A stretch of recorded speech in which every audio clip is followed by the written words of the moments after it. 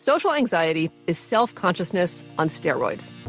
First, there is a sense of being conspicuous, of sticking out like a sore thumb. There follows an urge to hide, to conceal, sometimes by staying away altogether, sometimes by showing up but remaining silent or staring intently at the floor. We worry we'll say the wrong thing, do something awkward, and get roundly, deservedly criticized for it. Therefore, so many of us feel stressed in class, at parties, in groups, at work, with strangers, on social media. We are convinced we are too much of something, too weird, too awkward, too annoying. Or that we are not enough of something else, not confident, not socially skilled, not competent. Finally, our bodies betray us. We are sure everyone notices our graceless blushing, sweaty palms, or trembling hands. This may all sound familiar. That at some point along this awkward, anxious journey, perhaps before a date, an interview, or a first day of school, a supporter has offered you some time-honored advice. Just be yourself.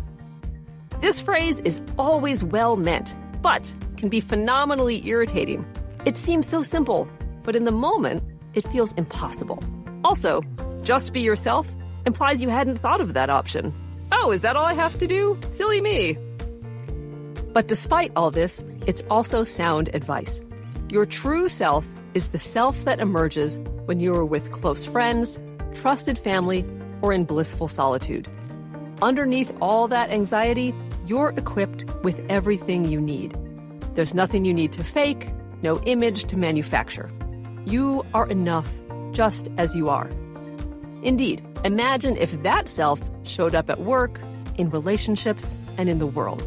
What would be possible? You could share your ideas and opinions.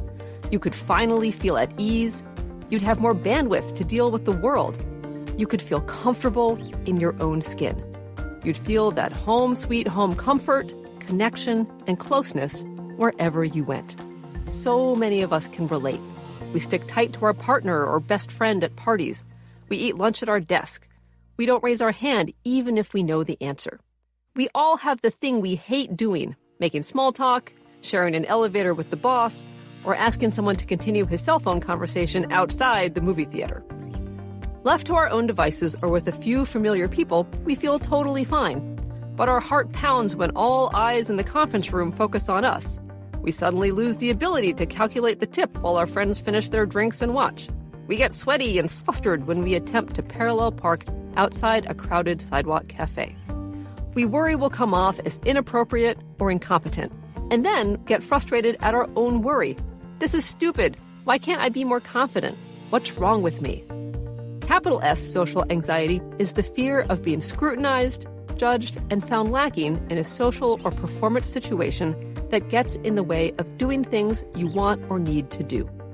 It has the dubious distinction of being the third most common psychological disorder after the big boys of depression and alcoholism. Social anxiety crosses the line from an annoyance to a problem if it causes distress or impairment, which is the technical way of saying it freaks you out or stops you from living the life you want. Distress, for example, is obsessing for weeks over a presentation, including losing sleep and fantasizing about whether you could escape out through your workplace's bathroom window. Impairment is when you turn down a promotion that would require you to lead meetings or supervise others, effectively stopping your career in its tracks. It's when you consciously decide to take a 20% hit to your grade by foregoing class participation. It's when your best friend asks you to speak at her wedding and you can't muster the courage, which breaks both your hearts. But no matter where in the range you find yourself, social anxiety, whether for a moment or a lifetime, whether cowering in a corner or picking a fight, is the fear that people will see something bad about you and reject you for it. No matter how it manifests, social anxiety holds us back in our work, keeps love and friendship from deepening, and leaves us miserable and lonely. What does this loneliness cost us? Way more, it turns out, than a few Saturday nights with the shades drawn. Loneliness turns out to be toxic.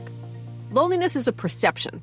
You can feel connected even when alone, or desperately lonely even when surrounded by people. A lot of people, it turns out, perceive the latter.